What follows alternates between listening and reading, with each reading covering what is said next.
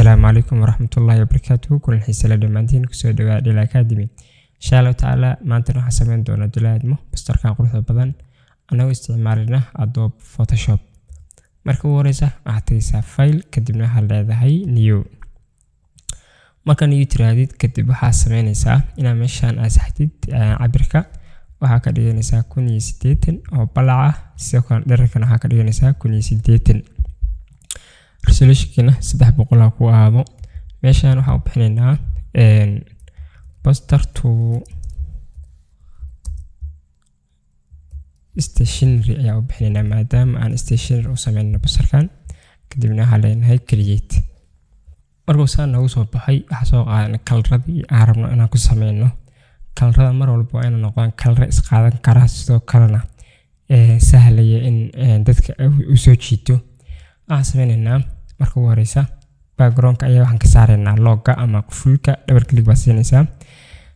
markuu kaaga qaadmo waxaan sameynaynaa meeshaan aad daarto ka sax ka dhahayo meeshaan ku qoran tahay color overlay ayaa colorka ka dooran karaa. colorkana waxaan rabnaa colorka cadayska ayaa marka hore u baahanahay kadibna waxaan leenahay okay.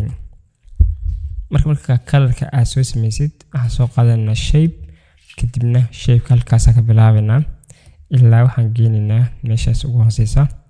marka inta aan sameyno intaas marka waxaan leenahay waxaan ka dhigaynaa background ayaa ka dhigaynaa.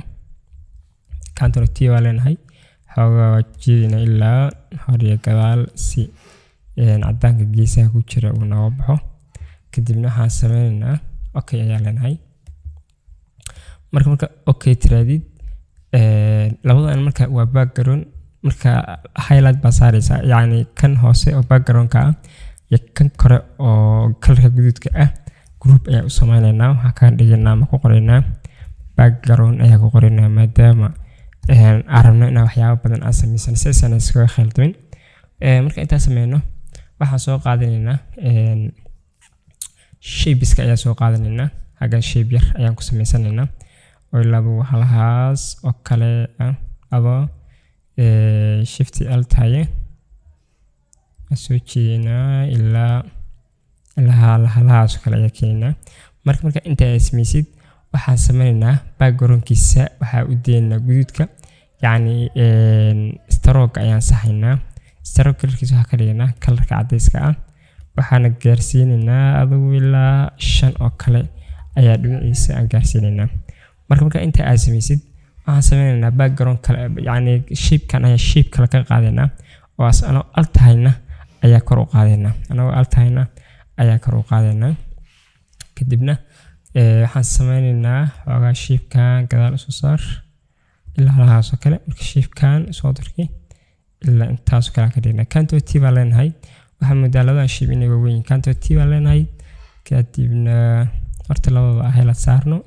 laba shape ayaa yani isla adoo altahay ayaa click siinaysaa. markay ku wada saarmaan ama labadooda ay wada saarmaan Ctrl T baa leenahay xoogaa shape-ka waxaa moodaa inuu weyn yahay adoo ilaa halahaas kale ayaa ka dhiganaa xoogaan haga jeedinaa kana bar good.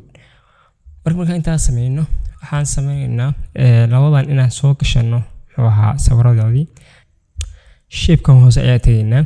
shape-ka hoose markaa ku tagtid waxaan rabnaa shape-kan inaan sawir dhex gelino kadibna waxaan leedahay file kadibna waxaan leedahay place embedded ayaa ku dhufanaysaa. marka inta sameysid sawirkan aad soo qaadanaysaa kadibna waxaan leedahay place. markuu ku yimaado oo sawirkaagan ku soo galo Ctrl T baa leedahay uu ku saaran yahay kadibna waxaan leenahay adoo shift L tahay baan gaabinaynaa ilaa aan shape-ka aan la ekeysiino oo cabirka shape-ka iyo sawirka ay isku fariistaan. waxaan sameynaynaa inaan hayno kadib markaas aad sameysid ama isla ekeysi okay ayaa leedahay kadibna waxaan leedahay right click kadibna waxaan leedahay clip mask ayaa leedahay. marka inta sameysid kan waa soo gashanay sawirkeeni kan kor ayaa ku dhufanaynaa oo shape-ka kor ah ayaan ku dhufanaynaa maadaama waxaan ku dhufanaynaa waxaan rabnaa sawirka korkiisa inuu tago. sawir korkiisa haddii meel kale ku dhufatid oo sawirka soo gelisid oo clip mask create clip mask hadaad tiraahid sawirka ma muuqanayo. marka waxaan sameynaynaa shape-ka inaad sawirka dhex gashatid ayaan ku dhufanaynaa kadibna waxaan leenahay file kadibna waxaan leedahay place embedded. marka intaad sameysid ayaan ku dhufanaynaa sawirka u baahan tahay inaad soo gashatid. marka soo gashitidna waxaa shift adoo haya ayaa sawirka soo gaabanaysaa ilaa shape-ka aamudi aragtid inuu isku fariisanayo ama isla igyahay ayaad dhaafaysaa. marka kadibna waxaa leedahay tigta ayaa saaraysaa okay ayaa leedahay. markaas waxaa leedahay red click kadibna waxaa ku dhufanaysaa create clip mask. marka sawirka waa ka aragtid uu ku fariistay hoos bay soo riixaynaa. marka meesha waxaa naga maqan waxaa ka maqan sawirkan ama shape waxaa ka maqan waxaa la yiraahdo stroke ba u yeelanaa. stroke colorka guduudka ayaan siinaynaa. kadibna marka aragtid inuu qaatay baa lana okay qaabkii loogu talgalay ayuu nagu soo baxaa. marka intaan baan u sameynaynaa ayagana group ayaa u sameynaynaa. Ctrl J baan leenahay waa inuu mar walba marka design sameynayso waxa ku nidaamsan yihiin. kadibna waxaan u bixinaynaa shapes ayaa u bixinaynaa. marka shapes u bixisid qaabkii loogu talgalay ayuu u fariisanayaa. marka waxaan leenahay waxaan soo gashanaynaa sawirka ayaa soo gashanaynaa. sawirka marka uu noo diyaarsan yahay background mar hore ayaan ka jarnay. halkaan ku dhufanaynaa sawirka waa ka noo diyaarsan yahay. kadibna soo jeedinaa waxaan kaysanaynaa shape-keeni. markaas u keensatid Ctrl T baa leedahay waxaa la ekeysinaysaa ama weynaysiinaysaa ilaa aad ka aragtid inuu qaabkii uu talgalay uu fadhiyo.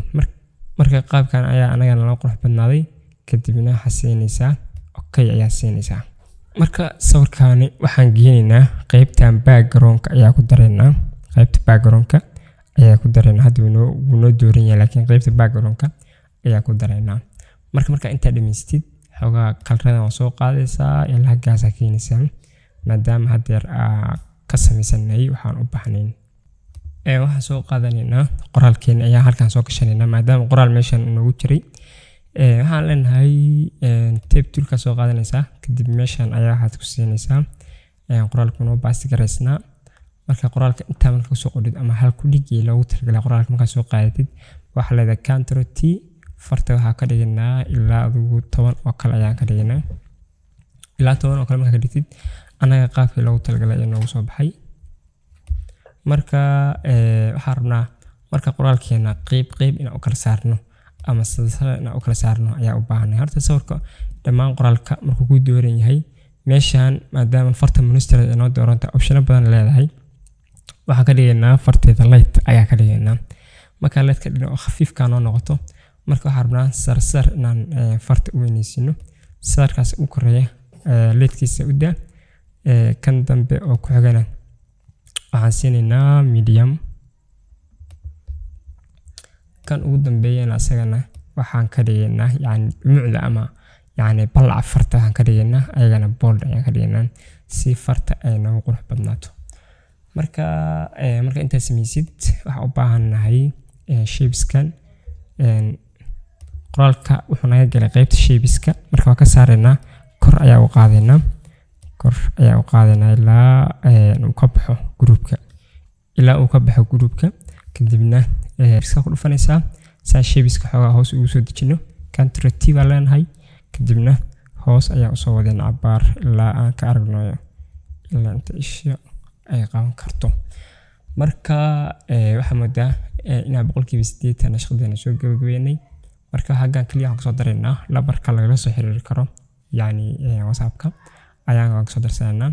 halkaan icon yar ayaan kusoo darsan doonaa duleed oo ah laga caawinaya ama tilmaamaya meesha in qoraalka qoran yahay ama waxa loo yaqaan column-yada ayaa soo qaadanaa oo xaggan ka shanaynaa. waxaan galeynaa Google-ka kadibna sawirkan ayaa soo qaadanaa column-yada. kadibna waxaan leenahay copy. kadibna waxaan kusoo laabanaynaa dhisankeeni Ctrl V ayaa leenahay. marka qaabkan maadaama uu hadda nagu soo galay waxaan leenahay background karna ka jarno. waxaan ku dhufanaynaa qaybtan magic eraser toolka. kadibna colorka cadaanka ayaan ka saaraynaa dhamaantiis. Ctrl T baa leenahay xoogaa maadaama uu weyn yahay waa soo gaabinaynaa ilaa intaas kale ayaan soo gaabinaynaa. marka colorka cadaanka waa weli nagu wareegsan magic ku laabanaynaa colorka cadaanka dhamaantiis meesha ka saaraynaa. marka qoraalka yarka hoose oo nala socdana waxaan soo dooranaynaa qaybtan ku qoran tahay rectangle-ka. kadibna waa jaraynaa dhamaantiis tayarta ka jaraynaa.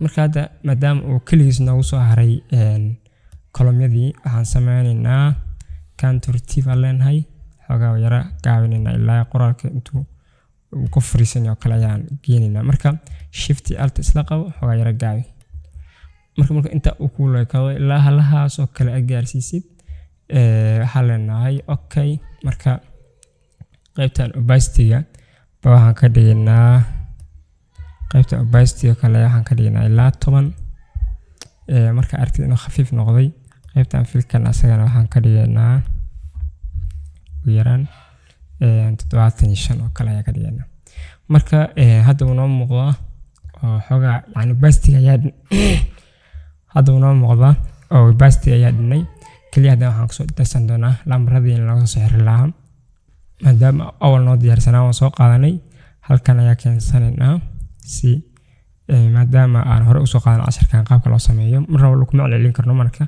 waxaan rabnaa inaan waqtiga beeqaamino marka waxaan rajeynayaa wax badan ay ka faa'iideen fadlan subscribe saar like noo saar asxaabtaada kalena la wadaag